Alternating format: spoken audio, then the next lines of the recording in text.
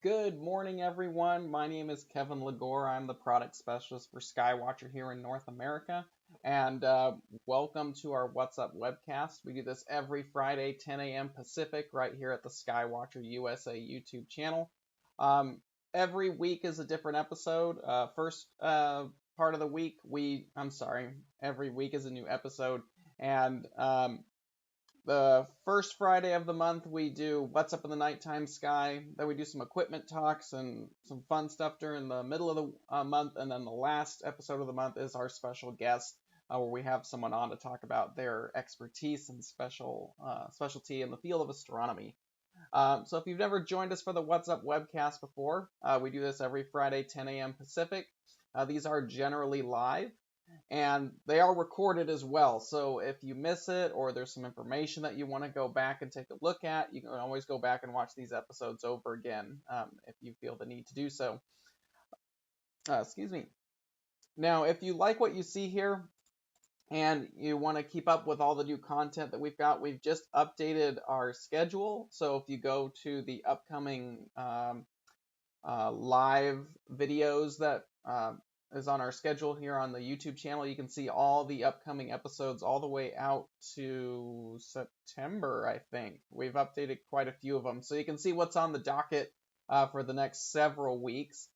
And if there's ever a topic that you want us to take a look at, or you've got some questions, or anything to do with the What's Up webcast, you can email us at info. We've updated the email address, so info@skywatcherusa.com. And then you can hit subscribe to the channel. It helps us out. It actually helps keep this webcast going. So to all of you who've been part of that, and everyone who's subscribed and supporting us, we really appreciate you spending the time every Friday with us, and we hope you enjoy all these topics that we put out for you guys to check out. Now, this week, we're talking about a topic that comes up quite a bit, and that's modified DSLRs and mirrorless cameras, because now mirrorless is making a big push into the world now, and you can modify those cameras as well for astrophotography. Now, I would like to mention before you do anything that modifying your camera has a very good chance of actually voiding the warranty from the camera manufacturer. So it's just something to keep in mind if this is of interest to you. Now, for those of you who might not know, you might be asking, what is a modified camera? Some of us are probably well aware of what it is, but there's people out there that don't. So a modified camera refers to moving the internal filter from the camera body. Now, let's see, what do I got here? When you have your camera or a DSLR or a mirrorless camera, I'm going to make myself a little bit bigger here for this part. So let's see if I can, my computer's going to let me do that. Here we go. So you've got your camera. This is my Canon EOS R. And you open it up, there is your camera sensor. Now there's normally a shutter that protects this, so when I turn it off, there it goes, there's the shutter. It protects the sensor, but underneath that shutter is the sensor. Now in front of the sensor, there's a piece of glass in there that is the filter. And that piece of glass is coated with various coatings to help kind of balance, let me get my lens back on here, to help balance out the image so you're not getting stray light and all kinds of other things, just to make the colors look more natural. So that filter is in every camera that you buy off the shelf. Canon, Nikon, Sony, Olympus, Fuji, Pentax, whatever. It's generally called an IR cut filter. It does cut out a lot of the infrared light as well as some UV, and it kind of dampens some of the light that's being moved onto the sensor, giving you kind of a natural looking colorized image when you take your picture of any general thing during the day. But that doesn't always turn out to be beneficial for astrophotography. So what we're talking about is a modified camera is a camera that either has that filter removed or there's something put in place that is not the stock amount of not the stock filter that's in there. So we're removing that to improve our capabilities for astrophotography. Now, because you generally have to crack the camera body open to pull that filter out, it does tend to void the warranties. So it's something to definitely think about before doing this. Now, there's some other companies that do the modifications that you might get some kind of warranty through the third party that does that. We'll talk about that in a little bit. So that's basically what we're talking about. We're taking a standard camera, Canon, Nikon, Sony, Olympus, whatever, and we're removing the IR cut filter that sits in front of the sensor. And it's funny because there's a lot of places out there when you say, oh, I need to clean my camera sensor, you actually never ever touch the sensor that's inside of a camera. There's always generally some kind of piece of glass or a filter. That piece of glass is either like a window, just a clear window, but that generally keeps the sensor sealed from the rest of the world. So in the camera, like the photography world, you'll see, oh, I need to clean my sensor. You actually never ever touch the physical sensor. You're just cleaning the window that sits in front of the sensor. So just something to mention while we're at it. But we are just talking about that window that sits in front of the sensor, and those are generally coated with a UV IR coating. It does vary from camera manufacturer and even model to model. It just depends on what that camera manufacturer's secret coating is, but they're all relatively the same. We're going to talk about that next. So, like I said, inside your camera, there's a standard IR cut filter. That allows you to have a pretty nice, even white balance, as they call it. Gives you a natural looking image when you take a picture of your friends, your family, or whatever you're doing. Like I said, this is just a general use filter, but it can work okay for astrophotography. But the problem is, a lot of times these filters that are inside of the stock filter that's inside of your camera is reducing a lot of light when we're talking about shooting faint objects. So if you compare an image from, say, a DSLR or mirrorless camera to a dedicated astronomy camera, you might notice if you took the same image at the same length on the same telescope that you get far more signal onto your camera sensor than the DSLR or mirrorless camera would. And that's because most dedicated astronomy cameras like Starlight Express, S-Big, ZWO, QHY, all that, they generally have a window in front of their sensors, but those windows are more tuned to allow a broad wavelengths of light to pass through the sensor to get the best transmission onto the sensor and get you a really good image. So with a DSLR or a mirrorless camera, they are not designed for astrophotography off the shelf for the most part. And because of that, they are not ready to get the maximum amount of light that they could obtain when taking those pictures, and that's all to do with the filter. The sensor will do whatever. The sensor is going to capture any light you put onto it. It's really just the filter that is reducing some of the frequencies that we want to get. And of course, one of those frequencies is hydrogen alpha, which is really deep in the red part of the spectrum. A lot of nebulas emit light in this part of the spectrum. You know, you have the Horsehead, the Orion Nebula, we have the North American Nebula up right now. All those emission nebulas emit light in the H alpha frequency. So the problem is a lot of these cameras, these off-the-shelf cameras, their filters, they don't need to pass a lot of light for day-to-day use in those frequencies. But for astrophotography, it really dampens the amount of light that gets to the sensor in those frequencies. So you have to spend more time exposing to make up for the inefficiency of that filter that's installed. Now, if you ever look at filters, and if you ever want to go into detail on filters and stuff like that, we have several episodes that have been previously done on this channel that talk about visual and imaging filters. Now, when you're looking at filters, generally, most companies are going to provide a graph that looks a lot like this. So on the x-axis, you have the wavelength that the filter covers.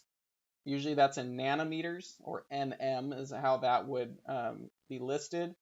The human eye sees right about 380, just before 400 nanometers, all the way to 700. That's the visible spectrum.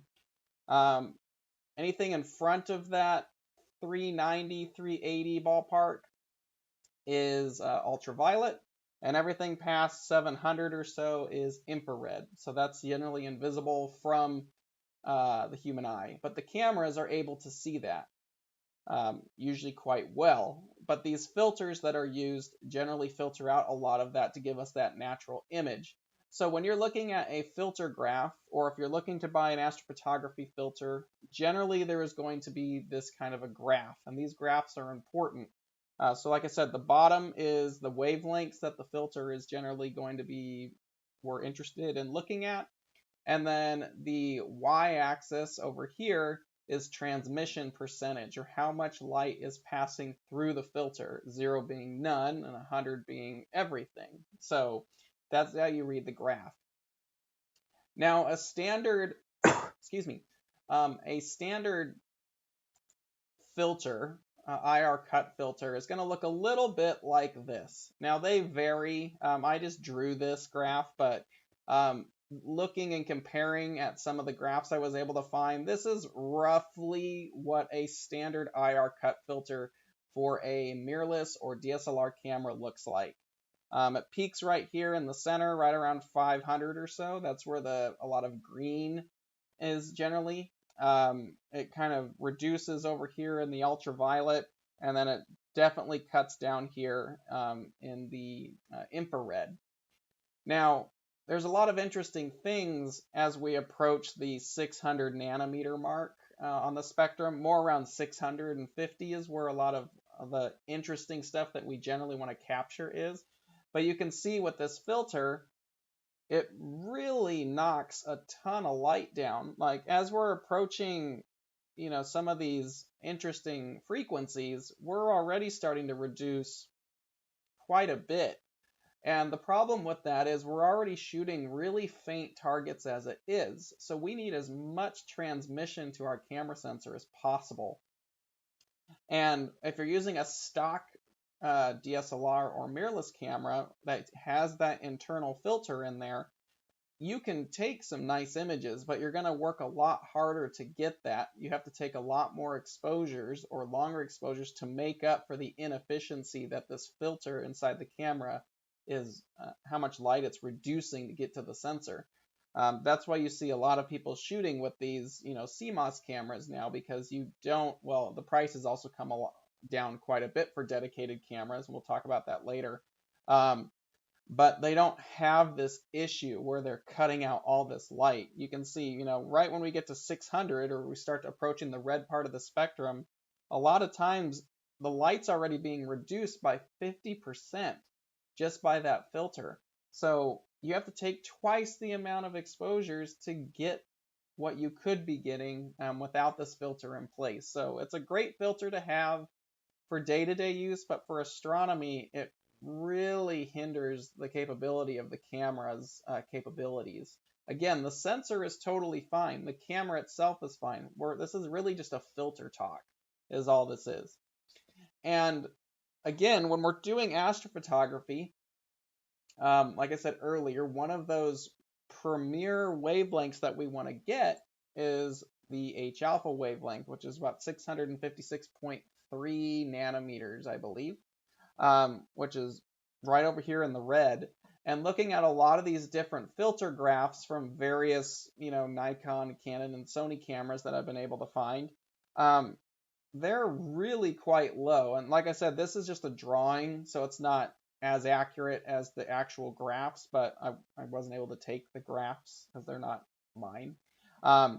but you're well below 50% light transmission for the hydrogen alpha frequency on a standard DSLR. So if you're trying to shoot a picture of like the Horsehead Nebula in the wintertime, or maybe right now you want to go out and shoot the North American Nebula, you're going to sit there for a while. Yeah, you can get a great picture, but because that filter is in place, it's dramatically reducing what you could be getting with that camera. So you're going to have to sit there longer and longer to make up for the fact that this filter is basically knocking out all those frequencies that you want. So something to think about.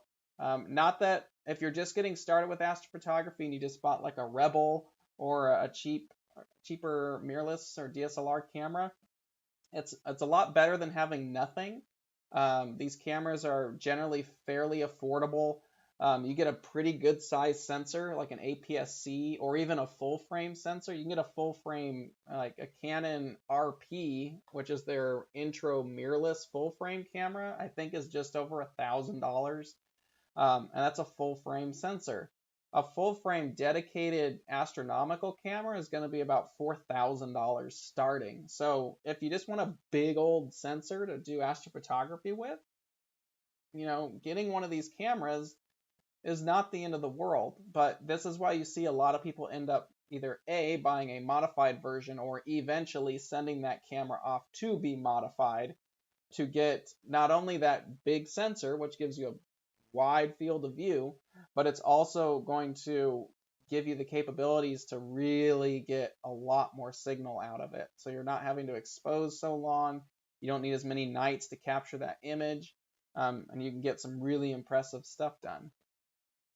Now, there's a couple ways to go about the modified camera world, and I've kind of broken that into two sections.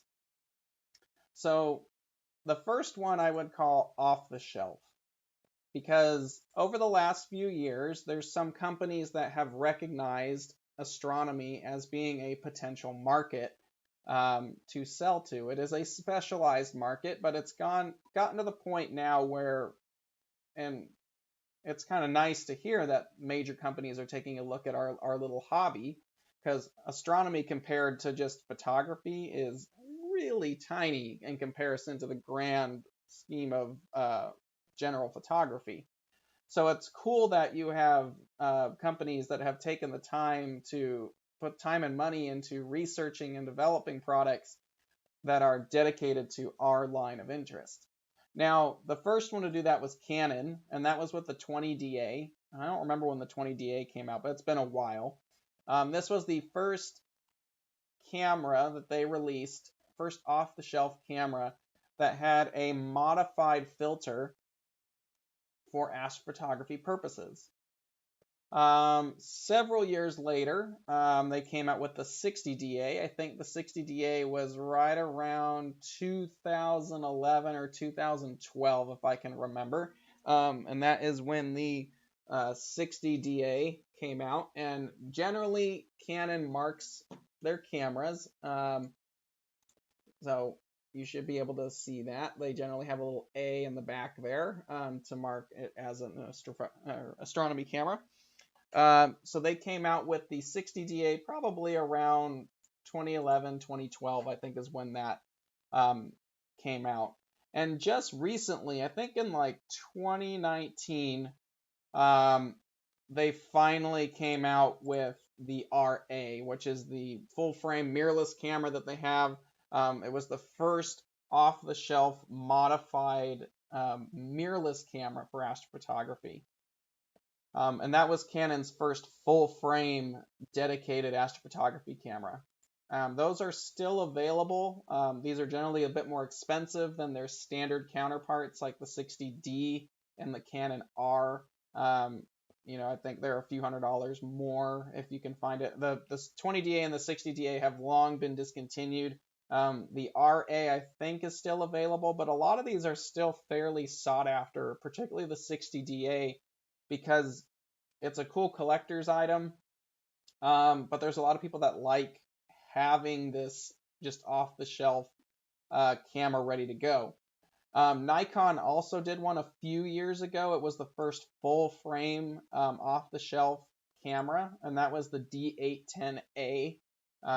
These are probably fairly rare. I don't think they made too many of them, but it was the first full frame off-the-shelf modified camera. Now, here's what we're generally looking at. Again, this is just some graphs that I've seen. I just kind of tried to adapt my hand-drawn graph to what a similar graph I've seen online for these. But again, here's our filter comparison. So the yellow line here is a standard IR cut filter in a basic camera. So anything you'd buy off the shelf. These modified cameras from like Canon and Nikon they still have the IR cut filter, but what they did was they redid the coatings on these to allow for a better transmission over here at the hydrogen alpha wavelength primarily. So that 656.3 nanometer line is what they're looking for. So they modified the coatings on here to allow better light transmission in that red part of the spectrum. So when you are shooting pictures of those objects, you don't have to sit there as long. And it is a noticeable jump. And I've got some A/B images here from some friends of mine who've shot with these cameras more than I have. But it is a nice jump. It's not perfect, but it is a noticeable jump. And the nice thing about having these off-the-shelf options is they come directly from the manufacturer. So you're not having to send a camera out and crack it open or void any warranties or anything like that. You can just buy it directly from them. It shows up and it's ready to go without any modification. So it's kind of a nice thing to take a look at. So again, it's very similar to the IR cut that's on there, but it generally it pushes out further into the red before coming down and cutting off the IR a bit. And here's an example of that. This is from our good friend Richard Wright. Up top is his Canon 5D Mark III, and on the bottom is the Canon EOS R. Same exposure length, same telescope. I think he shot this on his Esprit 150 at the time. And it was basically just a quick shoot the horse head, then flip it out and put the other camera on and do the same exposure. But you can see there that the reds are they pop a lot more. They're not nearly as muted. And that's exactly, going back here, you can tell because the filter here is cutting off a lot of that light and that frequency, you're going to get these weird muted colors because it's not letting as much light in that color through as compared to the modified version. So you're getting a lot better light transmission and a lot more natural color in the reds there for this particular object because you're getting more light transmission. So you're going to get more data, more signal in less amount of time with these cameras. Here's another example from Trevor at Astro Backyard. This is a 7D Mark II versus the 60DA. And there's a little bit longer, well, I guess there's more signal on this one, but that time there, you can see you're just getting a lot more punch coming off of that and there's a lot more red extension because you're getting more signal in that part of the spectrum because of those modifications done on the filter there. So it's kind of a cool thing to have just a off-the-shelf camera ready to go for that. And another advantage for having like a DSLR or mirrorless camera, and I've talked to a lot of customers about this, is when you get into astrophotography, it's expensive. You probably spent a fair amount of money on the mount and the telescope, and then of course you've got all kinds of accessories, and then of course the camera is another thing you have to keep in mind. Like you're dropping a fair amount of money, and at times it can be a lot to ask someone to spend $8,000-$9,000 plus on a camera that's dedicated to astrophotography. Eventually you're going to move that route, I'm sure, but maybe with all the family stuff going on, maybe it's just not in the budget. It's a lot easier to pick up a DSLR or mirrorless camera, because you can use that during the day, you can use it for family stuff, and then when all that's done, you can take that camera, make sure your batteries are charged up, and you can pop that on your telescope at night. It's much more multi-role to have a DSLR or mirrorless camera than a dedicated astrophotography camera, but there is compromises to that. So yeah, great, I have a camera that can be used for everything, family life, all that fun stuff, and astrophotography, but it's not going to be the greatest thing for astrophotography. And that's kind of what you pay for moving to these dedicated cameras, like the CMOS cameras and the CCD cameras. Moving to something dedicated, you're going to spend more because it's a specialized piece of equipment.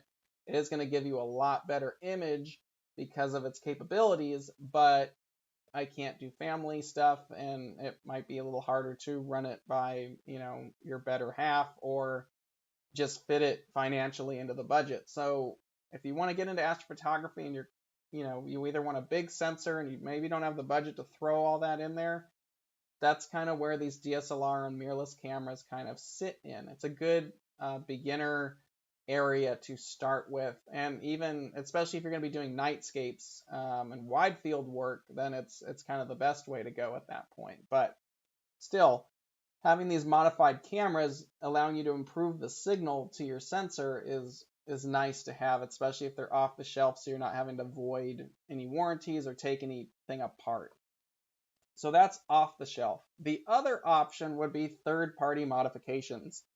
Third-party modifications I'm referring to as a company that you either can buy a already modified camera from or send your camera into. And these companies, they generally buy Canon, Nikon, and Sony bodies and get them. They make their modifications, and then they will sell them from their stores and out to the general public. So you wouldn't probably be getting a warranty from the main manufacturer, but you'd probably end up getting something from the modification company. You'd have to kind of see what their terms are when you buy those cameras from them. But you can buy cameras that have been pre-modified and just go that way. And there are a couple different modifications that you can do when you're doing third parties, and we're going to break those down here in a little bit. And of course, with these third-party companies, if you already have a camera that you like and maybe you're just using it for astrophotography now, you can send that camera off to get modified. When you do modify a camera, though, for astrophotography purposes, it might not work as well for your general day-to-day use. So you want to keep that in mind if you're thinking about sending something off to be modified for that. Usually you're going to have kind of the sacrificial camera that you're going to send off, and that's going to be like your dedicated astrophotography camera, and then maybe you'll have another one for the family stuff. It's not uncommon, and I've spoken with several people, and I have several friends who have their day-to-day camera, and then they have an older camera that they've had for a while. Now that they've upgraded, they'll send the older camera off, and that's kind of their dedicated astronomy DSLR or mirrorless camera. But it's kind of got to be a sacrificial camera at that point if you don't have any intentions of using it for typical day-to-day family stuff. So keep that in mind. And like I said earlier, the cool thing about some of the third-party modifications is they actually have a choice of various mods that you can do. We're going to talk about the two primary ones that I've seen for astrophotography purposes. You can get cameras modified for like IR photography, and one of these modifications does allow for IR, but some companies allow various modifications depending on the type of IR shooting or infrared shooting you're going to want to do. That's generally more for daytime work, not so much for astrophotography. So there are more than just these two modifications. So if you are looking up getting something modified and you find these companies that do it, you'll want to pay attention to which ones are going to benefit your end goal. So you may want to discuss it with them on which modification is going to be right before spending the money on it and sending your camera off to be, done. So the first one that you hear about is called full spectrum. And full spectrum is basically where they remove the IR cut filter completely. Generally, there's either no filter. I don't think anybody does no filter anymore. I think it's just a clear filter. Some might use a UV-IR filter, and we're going to talk about why. But you're basically just putting a clear piece of glass in front of there, replacing the original filter. Now, let's take a comparison at this. So the yellow line, once again, is our standard IR cut filter in any off-the-shelf camera for the most part. A full spectrum filter, again, this is rough, is going to remove that, basically giving you the full capabilities of your sensor. Very similar to an astrophotography camera, like a CMOS or CCD camera, where they just have a clear piece of glass and you're getting the raw potential of that camera sensor. And you're limited to just the transmission of what that physical electronic sensor can handle. The nice thing about this is you're getting pretty much all the light that enters the camera onto the sensor. There's nothing stopping it or reducing the amount of transmission of that light hitting that sensor anymore. Now, that sounds great, and this is generally a very popular way to go, but you still need to keep a couple things in mind to get the best images, because if you were to take a full spectrum camera and just shove it on your telescope, odds are you'll notice a major difference, but your stars are also going to appear bloated. They're not going to be these pinpoint stars because there's certain frequencies of light that are hitting the sensor differently because just that's in their nature. Like infrared light and ultraviolet light, or infrared's over here, ultraviolet's over here. They generally have different focus points than the visible spectrum is going to have. So if you're doing that and you're not paying attention to that, if you put a full spectrum camera on the back of it and you don't have the proper filter to reduce those unwanted wavelengths, there's still unwanted wavelengths of light, even though we've now modified the camera, we're not going to get the best star images. So full spectrum bullet points, you're basically removing the IR cut filter completely. You're getting the maximum amount of light transmission, which is what we want. But your stars are going to appear bloated because you're getting the ultraviolet and the infrared light hitting the sensor, and those focus at different positions. If you've ever done planetary imaging and you've gone from like a red, green, blue filter to a IR pass filter, you will notice that generally there's a little bit of a focus difference between those filters because of how the light generally works at those wavelengths. So because we're not cutting that out, you're getting all the light that you want, but then you're getting these out of focus wavelengths on the outer edge. So to get rid of that, we use a UV-IR cut filter. And I know you're probably like, well, we just got rid of the UV-IR. Yes, we got rid of the standard UV-IR cut filter, but you can get UV-IR cuts that are specifically designed for astrophotography purposes, where they're still going to let all the light in, but they're going to cut off the light we don't want. And that's going to look a lot like this. So again, the yellow lines are standard, and then here's our camera with the UV-IR cut. So everything in the visible spectrum from 4 to 700 or so is going to have whatever the transmission of that UV-IR cut is. And generally filters for astronomy purposes have at least a 90% transmission. Some of the lesser filters might be in the 80%, so it's still a major plus, especially in the wavelengths that we want. But some of the better IR cut some of the better astrophotography filters from like the major brands like Optolong and Chroma and Astronomic and Botter, companies like that, they're going to have really good transmission rates on their filters, probably in the mid 90% range. And you can see these graphs. Any major filter company is going to have this graph to show you the transmission rate of their filter.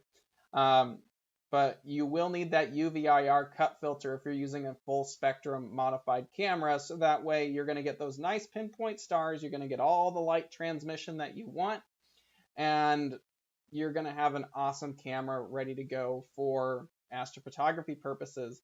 For nightscapes, you're going to notice a massive difference in your Milky Way shots. It's going to appear brighter in less time and probably a lot more detailed because we're not getting rid of any of the light that we want.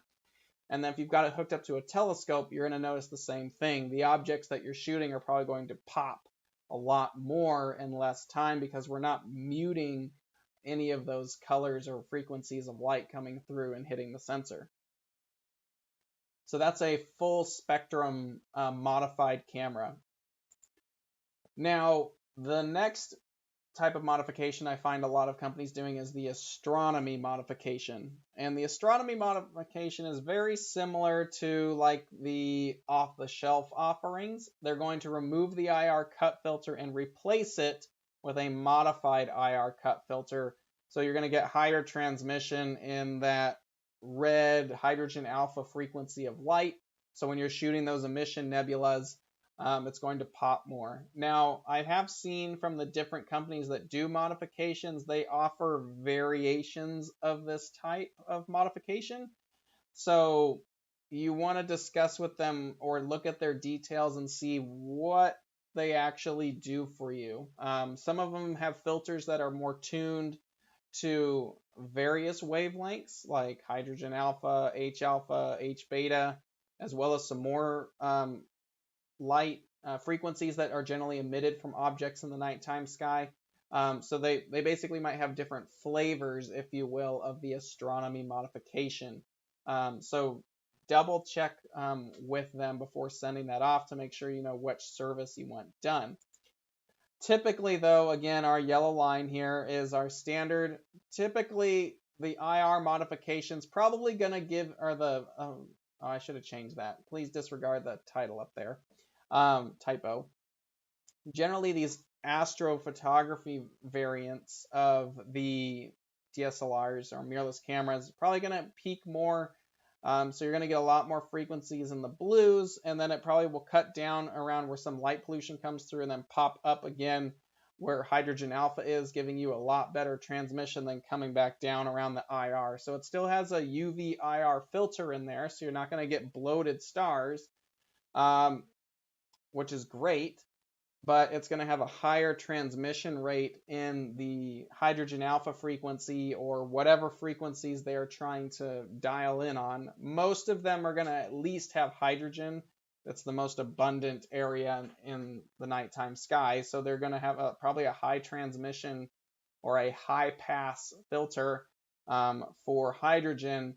And then it might come down a little bit into a valley, reducing some of the light, and then depending on how their filter works, passing other wavelengths of light before cutting off into the UV part of the spectrum again to prevent those bloated stars. So an astronomy modified version, it would be something like this. Again, not full spectrum. This is astronomy modified. So full spectrum does not have the UV IR cut. Some might. They might offer a full spectrum and then put a UV IR cut in there, which would be ideal. But if you want to use that camera for like the interesting infrared photography that you can do during the day, then you'd probably want a full spectrum camera that has the ability to have the infrared capability. If you have a full spectrum camera that has the UV IR internally, it's going to cut the UV IR out, and you can't use that for your interesting infrared photography during the day. So again, check with the company that you're going to be doing the modifications with if you're interested in doing that, and see what their variations of offerings are. So just to follow up on the astronomy ones, you have an internal IR cut filter, so you will not get the bloated stars. And it's generally replaced with a modified IR cut that has a high transmission of probably around the hydrogen alpha area, maybe others, depending on what filter they're replacing it with. This is going to be very similar, probably a little bit better than the off-the-shelf options. Again, you need to check what their specifications on these, as it may vary depending on what filter. I don't know who's making the filters or what the transmissions are looking like, but it's going to make it very similar to a lot of the A models from Canon and Nikon. So take a look at that. And again, check with your company. It will vary as far as frequencies goes from each filter. And a lot of typos in there, so it should be not. Sorry about that. Some things I would like to note about using these cameras that I see a lot of confusion with. First off, modified cameras are still color cameras. A lot of people get these cameras modified, and they think they can start doing narrowband imaging like hydrogen alpha O3S2. And you are getting more light transmission. Like, let's say you have a full spectrum camera. You're getting more transmission, which is great. But one thing you need to remember is it's still a color camera, it's not. It still has the red, green, and blue pixels on the sensor. And with that, if you're going to do narrowband work like hydrogen alpha filters, those only let red light through. So only the red pixels are going to get used. So you're losing a ton of signal because you're not using the green or blue part of the sensor. And we're actually going to talk about color versus monochrome or black and white cameras in an upcoming episode and their advantage and disadvantages for each one. But modified cameras are still color cameras, so you have to treat them as such. You're still going to be limited with the narrowband filters unless you get some of these more modern multiband narrowbands like the L Enhance and L Extreme from Optolong. And OPT's got their Radian brand with the triad variations. Those would be quite effective on a camera like this. So it's not that it's not doable. You just might need to get a specialized filter to get those capabilities. But because you have that higher transmission rate, you're still going to notice a jump because you're not sending light through two filters now. Not through the IR cut filter in front of the sensor. And then you have the specialized astronomy filter. So it's going to go through two pieces of glass and get filtered out, where the modified camera, there's still two pieces of glass, but there's not nearly as much filtration happening because of the optical window. Another thing on these cameras is they don't have any kind of cooling. Dedicated astrophotography cameras generally have a fan or what they call a tech cooler on the back of it. It has the ability to cool the camera sensor and electronics in there so you have less noise and static in your images. DSLRs and mirrorless cameras generally don't have that, so you might have to make up with the inefficiencies by taking more bias frames and more dark frames to calibrate the noise out. You can get coolers. I've seen people make coolers to help chill their cameras down and reduce the noise or electronic current that shows up in their images. Some of these modification companies also offer a cooling package that you can put on there.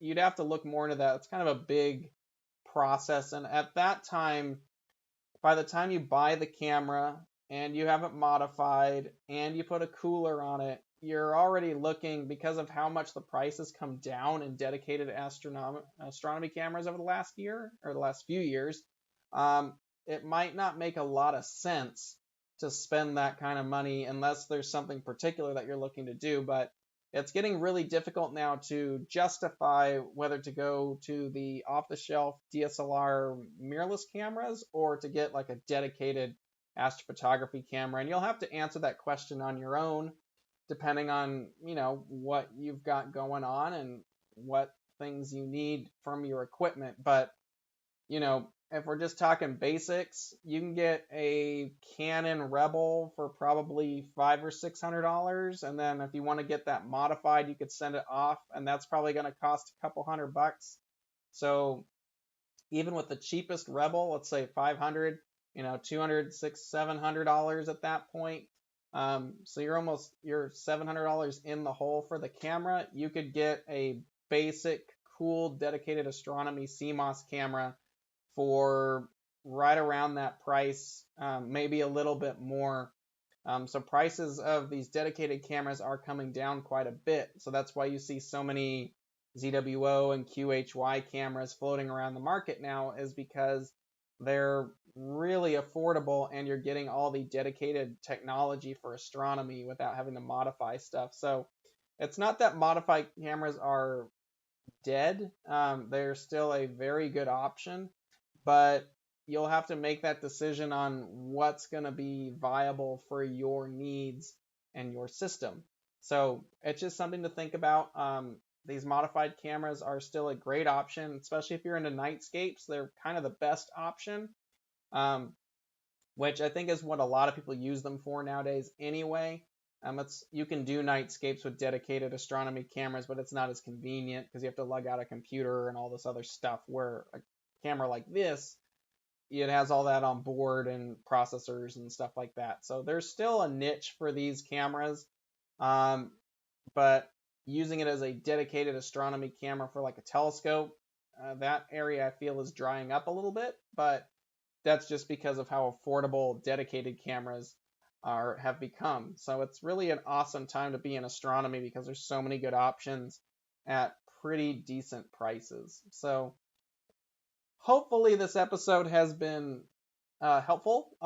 If you have any questions or you want us to do something on the webcast that maybe we haven't done yet, go ahead and email us at info@skywatcherusa.com. We have switched it from the support email, so if you have questions on the What's Up webcast, just email info@skywatcherusa.com. And then if you like what you see here and you want to stay up to date with what's coming up, go ahead and hit subscribe, and it really does help us out and keeps this going a lot. So next week is a very, very special episode. We have Brother Guy. He's the director of the Vatican Observatory. He will be on next week's webcast. This is a pre-recorded episode due to the time change, and I will actually be out of town, so I will not be here. But we've gone and pre-recorded this episode already, so this will be airing at the same time, 10 a.m. Pacific, on the Skywatcher USA YouTube channel. There will still be a live chat. But this will be our special guest next week. So that'll be our episode wrapping up the month of June. It should be pretty cool. I hope you guys like it. And other than that, that kind of wraps up our modified camera DSLR episode. So if you have any questions, now would be the time to ask them before we shut down for today. I know there wasn't much chatter, so I don't know if anybody has any questions now, but if you do, now's the time to get them in.